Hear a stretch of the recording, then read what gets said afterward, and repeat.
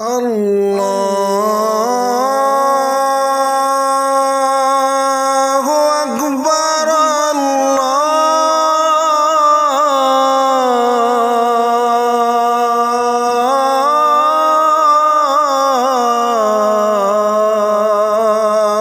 اکبر۔ سے ڈر جاؤ، اللہ سے ڈرو۔ حضرت سیدنا امام اعظم ابو حنیفہ رحمت اللہ علیہ رو رہے تھے تو ایک شخص کہنے لگا حضور قسم خدا کی 40 سال ہو گئے آپ کو دیکھتے ہوئے، آپ اتنے نیک ہیں کہ میں نے بندہ دیکھا کوئی نہیں، ہم تو گناہگار ہیں، ڈرتے ہیں، آپ کیوں ڈرتے ہیں؟ کہا تم گناہوں سے ڈرتے ہو اور میں اللہ کی بے نیازی سے ڈرتا ہوں۔ دوسرا معنی کیا؟ فرمایا تم اس لیے ڈرتے ہو کہ تم سے گناہ ہو گئے، اور نیک لوگ اس لیے ڈرتے ہیں کہیں گناہ ہو نہ جائے۔ تم اس لیے ڈرتے ہو کہ گناہ ہو گئے، اور ہم اس لیے ڈرتے ہیں کہیں ہو نہ جائیں، تڑپتے ہیں، روتے ہیں، آہوزاریاں۔ عجیب حدیث، نبی کریم کی بارگاہ میں حضرت جبرائیل امین علیہ السلام حاضر ہوئے۔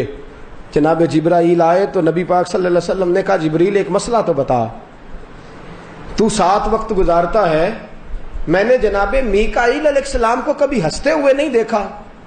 توجہ ہے آپ کی؟ جاگیے گا ذرا، میں نے حضرت میکائیل علیہ السلام کو کبھی ہنستے ہوئے، حضرت میکائیل فرشتے ہیں، معصوم ہیں، پر ہنستے نہیں۔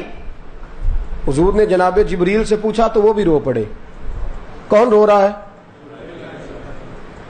یہ دو کون ہے؟ کون ہے؟ فرشتے جو گناہ ہی نہیں کرتے، معصوم ہے، گناہوں کی حیثیت نہیں رکھی اللہ نے۔ کہا اللہ کے رسول صلی اللہ علیہ وسلم نے کہ اے جبریل بتائیے کہ میکائیل ہنستے کیوں نہیں؟ تو جناب جبریل بھی رو پڑے۔ حضور نے فرمایا رو پڑے ہو؟ کہ سونے اکیلا ہوتا ہوں تو میں بھی بڑا روتا ہوں۔ حضور نے فرمایا وجہ، رونے کی وجہ، تم فرشتے ہو، تم تو گناہ نہیں کرتے، معصوم ہو، روتے کیوں ہو؟ کہ یا رسول اللہ جب سے ابلیس کا انجام دیکھا ہے، دل میں خیال آتا ہے کہیں گناہ ہو نہ جائے، کہیں اللہ کی پکڑ میں نہ آ جائیں، جب سے اس کا انجام دیکھا ہے تب سے رو رو کے وقت گزرتا ہے۔ جب ان دونوں نے بات کی تو میرے محبوب کی آنکھوں میں بھی آنسو آ گئے، حضور بھی روئے۔ کہا خدا بندہ ہمیں بے نیازی سے بچا، یا اللہ جبریل کو بے نیازی سے بچا، خدا بندہ میکائیل کو بے نیازی سے بچا۔ اسی وقت اللہ کا پیغام آیا، محبوب تو نے دعا کر دی ہے تو جبریل اور میکائیل کو خبر کر دے کہ قیامت تک میں انہیں نیکی پہ قائم رکھوں گا۔ قیامت تک کون رو رہا ہے؟ کون تڑپ رہا ہے؟ صحابہ روتے ہیں۔ حضرت مسور بن مخزمہ رضی اللہ تعالیٰ عنہ صحابی ہیں، ایک آیت سنی قرآن کی، یوم نحشر المتقین الی الرحمن وفدا ونسوق المجرمین الی جہنم وردا۔ جو نیک اور پرہیزگار ہوں گے قیامت کے دن سواریوں پہ بٹھا کے لے جائے جائیں گے، اور جو اللہ کے مجرم ہوں گے ونسوق المجرمین الی جہنم وردا، فرشتے لاٹھیاں پکڑ لیں گے، اور جس طرح بھینس کو، گدھے کو، گھوڑے کو پیچھے سے مارا جاتا ہے اس طرح مار مار کے جہنم میں لے کے جائیں گے۔ حضور کے صحابی مسور بن مخزمہ رضی اللہ تعالیٰ عنہ نے آیت سنی تو چیخ ماری، کہنے لگے یا رب معاف کر دے، میں تو مجرم ہوں، میں مجرم ہوں، آقا مجھے ساتھ لے لو کہ رستے میں ہیں جا بجا تھانے والے، یا اللہ میں متقی نہیں، میں مجرم ہوں۔ چیخ ماری، روح پرواز کر گئی، خدا کے خوف سے جان ہی نکل گئی۔ یہ ان لوگوں کا حال ہے جو بڑے پرہیزگار تھے۔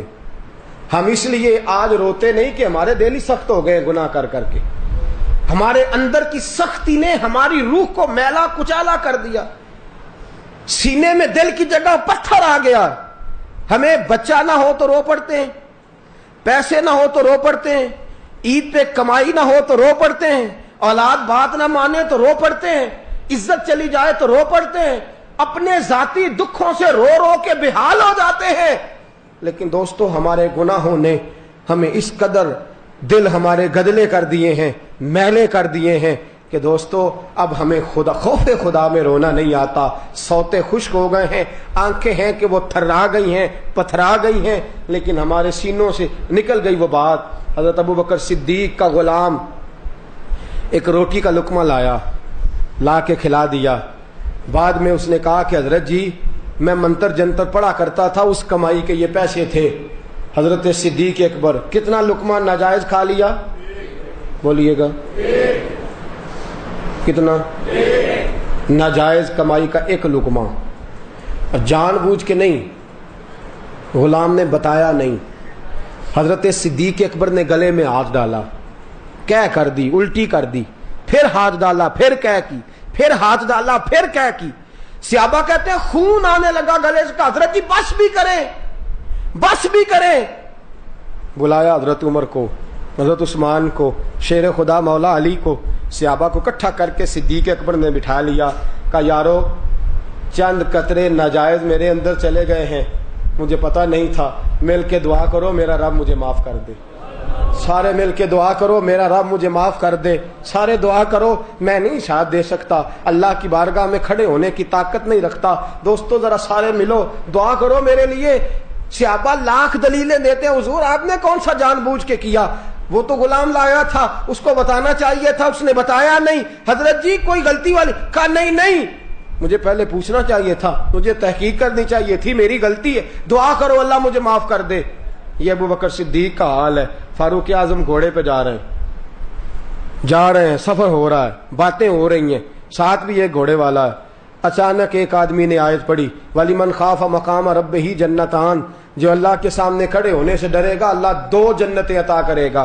حضرت سیدنا فاروق اعظم دھڑام سے زمین پہ گرے، بے ہوش ہو گئے، گھر گئے تو بیمار ہو گئے، لوگ تیمارداری کرنے جاتے ہیں، پوچھتے ہیں حضرت جی بیماری کیا ہے، کہنے لگے گناہوں کا بیمار ہوں، گناہوں کا بیمار ہوں۔ کہا حضرت جی دعائی استعمال کریں، کہا میرے لیے دعا کرو اللہ مجھے معافی دے دے، اگر عمر کو پتا چل جائے کہ خدا نے بخش دیا ہے تو عمر تندرست ہو جائے گا۔ حضرت عبداللہ ابن عمر کہتے ہیں میرے ابا جی پہلی صف میں کھڑے ہو کے نماز پڑھاتے تھے، عذاب کی آیتیں آتی تو اتنا روتے تھے کہ 4تھی صف تک رونے کی آواز جاتی تھی۔ میری اور تیری آنکھیں خشک کیوں ہیں؟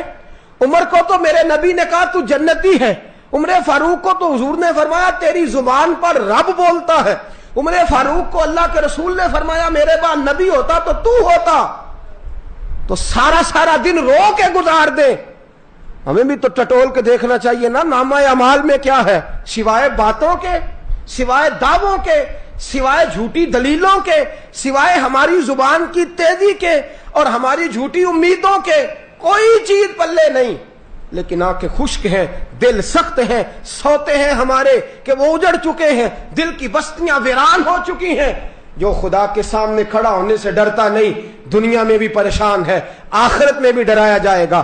سید عالم کے صحابہ حضرت عثمان غنی رضی اللہ تعالیٰ عنہ قبر پہ کھڑے ہیں تو رو رو کے آنسوؤں سے داڑھی بھر گئی ہے۔ غلام کہتا ہے حضور جنتی ہو کے اتنا روتے ہو؟ فرمایا میرے حبیب نے فرمایا کہ قبر آخرت کی منزلوں میں سے پہلی منزل ہے، جو یہاں کامیاب ہو گیا آگے بھی کامیاب ہو جائے گا۔ مولا علی شیر خدا، مولا کائنات، من کنت مولا فہذا علی مولا۔ حضرت علی المرتضی خزانے کا مال سارا بانٹ دیا غریبوں میں، سارا بانٹ دیا، سارا کچھ دے دیا، خالی خزانہ کر کے 2 رکعت نماز نفل پڑھ کے شیر خدا نے داڑھی پکڑ لی اور پکڑ کے کہا مولا مال میں نے سارا بانٹ دیا ہے، لیکن اگر پھر بھی کوئی خطا ہو گئی ہو تو علی کو معاف کر دے۔ یا اللہ اگر علی پھر بھی بھول گیا ہو، خدا بندہ اگر علی سے پھر بھی خطا ہوئی ہو تو اللہ معاف کر دے، اور جو کہے کہ مجھ سے غلطی ہوئی اسے معاف کر دینا چاہیے۔ عزیز ساتھیو اللہ کے بندے ہیں، اللہ سے ڈرتے ہیں۔ ساری دنیا میں 11ویں پکتی ہے، لوگ غوث اعظم کرتے ہیں، ولیوں کا امام کہتے ہیں۔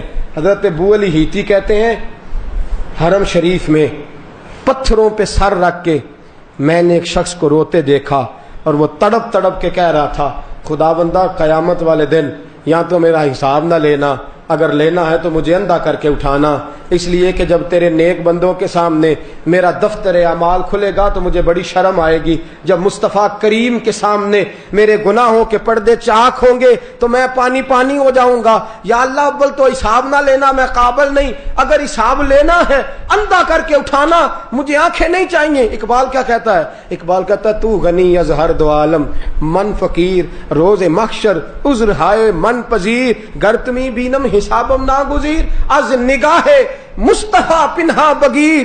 اقبال کہتا ہے مولا تو غنی ہے، دو عالم کا غنی ہے، میں فقیر ہوں، تو غنی از ہر دو عالم، من فقیر روز محشر عذر ہائے من پذیر۔ مولا اول تو میرا عذر مان لے، قیامت میں مجھ سے حساب نہ لینا، گر تمہیں، توجہ ہے بات کی سمجھ آ رہی ہے؟ اقبال کہتا ہے گر تمہیں بینم حسابم ناگزیر، یا اللہ اگر ضروری حساب لینا ہوا، اگر ضروری ہو گیا، از نگاہ مصطفیٰ پنہا پگیر، تو یا اللہ پھر ذرا نبی پاک کی آنکھوں سے اوجھل کر کے لینا، مجھے بڑی شرم آئے گی، مجھے حضور سے بڑی حیا آئے گی، ایسا با کمال نبی اور ایسے برے اعمال والا امتی، از نگاہ مصطفیٰ پنہا بغیر، یا اللہ ذرا حضور کی نظروں سے اوجھل کر کے، یا اللہ ذرا حضور کی نظروں سے اوجھل کر کے۔ جاگ رہے ہیں آپ لوگ؟ میں اکثر آپ سے کہتا ہوں میں نعرے والا موضوع بھی رکھ سکتا ہوں، آپ بڑے نعرے لگائیں گے، آپ جاگیں گے، لیکن میں چاہتا ہوں دوستو کہ کچھ وہ بھولی ہوئی ہمارے بزرگوں کی یادیں، وہ باتیں جو ہمارے بزرگوں میں تھی ہم میں نہیں رہی، ہم ذرا یاد کریں۔ شیطان کا عید ہے، رمضان کا مہینہ ہے، جمعے کا دن ہے، مجھ سا بے عمل آدمی شاید کوئی دنیا میں دوسرا نہ ملے، لیکن دوستو چاہتا یہ ہوں کہ کوئی بات شیطان کے قید ہوتے ہوتے دل سے ٹکرا جائے، اور کوئی ایسا موقع آئے کہ تاثیر بن کے بات اترے دل میں، اور ہم بھی خوف خدا حاصل کرنے والے بن جائیں۔ دوستو توجہ کرنا، ذرا جاگیے گا سارے، میری بات کی سمجھ آ رہی ہے؟ باہر تک میری آواز ٹھیک آ رہی ہے؟ دوستو بڑی قابل توجہ بات، بڑی قابل غور بات، حضرت سیدنا اسماعیل